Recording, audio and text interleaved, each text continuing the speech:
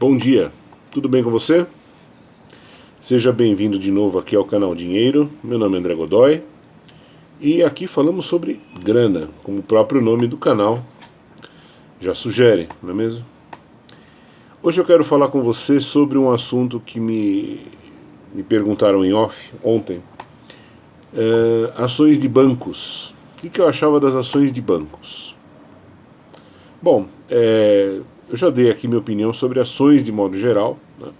Mas não é essa a questão. A questão é o que eu, partindo do princípio de que se eu fosse um investidor em ações, dentro dos critérios que um investidor em ações usa, normalmente, o que eu faria com ações dos grandes bancos? Compraria, não compraria? Confesso a vocês que eu estava por fora de alguns detalhes do que aconteceu com essas ações, né? Fui fazer meu dever de casa e fiquei impressionado até com o que eu vi. Então, vamos lá. Se eu fosse um investidor em ações, um cara determinado a comprar ações, eu estaria surpreso com algumas coisas. Primeiro, algumas ações estão abaixo do seu valor patrimonial.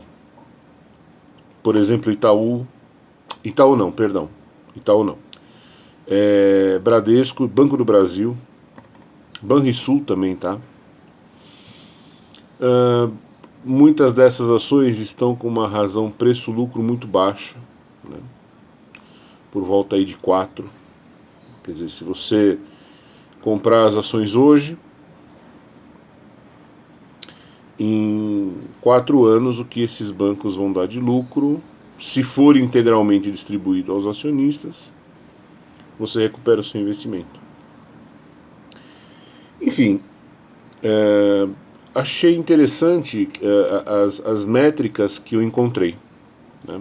Para vocês terem uma ideia, o Bradesco, se você pegar o preço de fechamento de ontem, né? Ontem foi dia 14 de fevereiro, em relação ao pico dele, que foi 2019, ele está 64% abaixo, um bom desconto, né, em relação à máxima, uma máxima recente até. Então, por tudo isso, você tem um estímulo para compra, no meu modo de ver. É o que eu digo, tá, gente? Eu não sou investidor em ações, eu acho que não compensa. No Brasil, pelo menos, não compensa. Você vai correr um risco enorme, o retorno não é tão bom, tal. Mas, como a pergunta que me fizeram é: se eu fosse investidor em ações, eu compraria? Olha, honestamente, eu estaria tentado a comprar ações de alguns bancos, principalmente os que estão com com preço abaixo do seu valor patrimonial. É um critério contábil, né? Agora, é claro, como eu não sou um investidor em ações, eu sempre tenho um pé atrás com relação a isso, a esse tipo de investimento. Então tem alguns fatores que agora eu vou bancar o advogado do diabo, tá?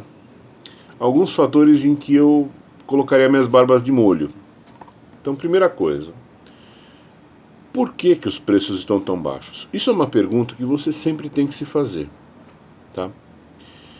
Em 99% das vezes, tem uma razão muito boa para o preço estar tão baixo. E a gente sabe que existem razões de sobra para não haver muito otimismo no médio prazo, pelo menos. No curto e médio prazo, com certeza, né? A gente tem uma soma muito grande de problemas acontecendo ao mesmo tempo, em frentes diferentes. Então, é difícil você achar que um banco vai sair por aí hoje em dia fazendo um monte de negócios com todo mundo, né? Então, assim, quando eu digo que eu compraria se eu fosse olhar para os critérios clássicos que o investidor de ações olha. Relação preço-lucro, para vários bancos, alguns, não vários, para alguns bancos está ok, principalmente Banco do Brasil e Bradesco. Preço-lucro está numa relação boa e o valor patrimonial, a ação está sendo negociada abaixo do patrimonial. Então isso normalmente atrairia um investidor em ações. Mas aí falando agora como André, eu ficaria com o pé atrás, porque, de novo, a troco de que isso está sendo negociado nesses níveis, né? A gente sabe que o mercado financeiro, as ações, elas embutem expectativas, né? Na verdade, economia é expectativa, né? Economia não é sobre dinheiro, economia é sobre expectativa. Eu sempre costumo dar esse exemplo. Você não precisa de dinheiro para movimentar uma economia. Você precisa de boas expectativas, só mais nada. Você pode não ter dinheiro, mas se você tiver expectativas de um futuro bom, você vai até a joalheria mais próxima e compra um anel de presente para sua esposa. Porque você sabe que no mês que vem, quando vencer a fatura, até lá você terá dado um jeito de conseguir o dinheiro. O nome disso é expectativa. Você não compra com dinheiro, você compra com expectativa. Por isso também que não adianta um governo às vezes sair por aí emitindo moeda. Aliás, nunca adianta, né? Não é que às vezes, nunca adianta. Por quê? Porque a moeda em si ela não é capaz de fazer a economia funcionar, né? Tem um provérbio caipira aqui no interior de São Paulo que diz que o dinheiro é macho, né? Em que sentido? O dinheiro em si ele não dá cria, né? Não é o dinheiro que faz a economia andar, são as expectativas. Então tudo é assim, tudo que envolve economia gira em torno de expectativas e não em torno de dinheiro. Você pode ter uma pilha de dinheiro na sua mão. Se você tiver com medo acerca do futuro, você não vai lá na joalheria comprar um anel para sua esposa. Você vai sentar em cima do dinheiro e vai esperar, né? Mesmo você tendo dinheiro na mão. Então não é sobre dinheiro. A economia não se trata de dinheiro, se trata de expectativa. E isso é o que você tem que procurar, investigar, quando você olha para o preço de uma ação. Ok, ela está barata. Por que ela está barata? Essa é a grande pergunta. Todo mundo é idiota? Ninguém está vendo que aquilo é um tesouro? Será? Né? Ou será que você está querendo enxergar uma coisa que na verdade não existe? Você gostaria que existisse, mas na verdade não existe, né? Uma oportunidade disfarçada de risco. Então, acho complicado, mesmo se eu fosse um investidor em ações, eu acho que neste momento, embora você tenha métricas que também ao gosto de um investidor acionário, ainda assim eu acho que o momento é complicado. Eu acho melhor eu sempre fui dessa opinião, eu acho melhor você pagar um pouco mais num futuro próximo, mas já num cenário de maior definição e maior certeza, do que você pagar um preço menor agora sem saber direito por que aquilo está daquele jeito, né? Eu já comentei aqui com vocês e eu vou repetir. Especulação vem do verbo speculare, do latim, né?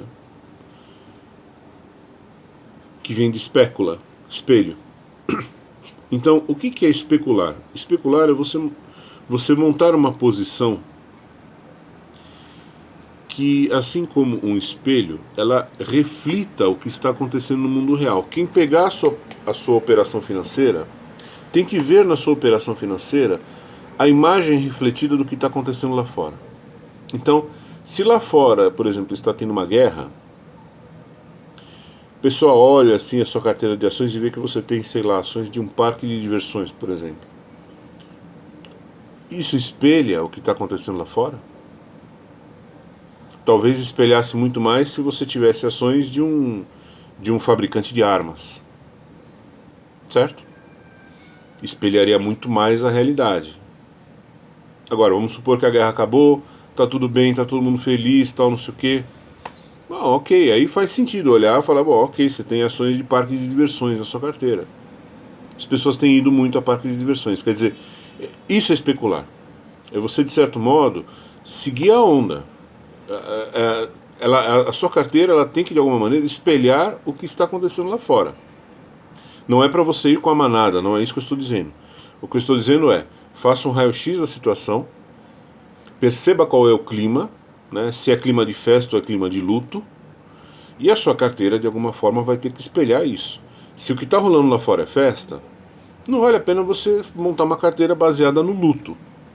E se o que está acontecendo lá fora é luto, né, vice-versa, não faz sentido você ter uma carteira de ações para festa. É outro clima, outra atmosfera.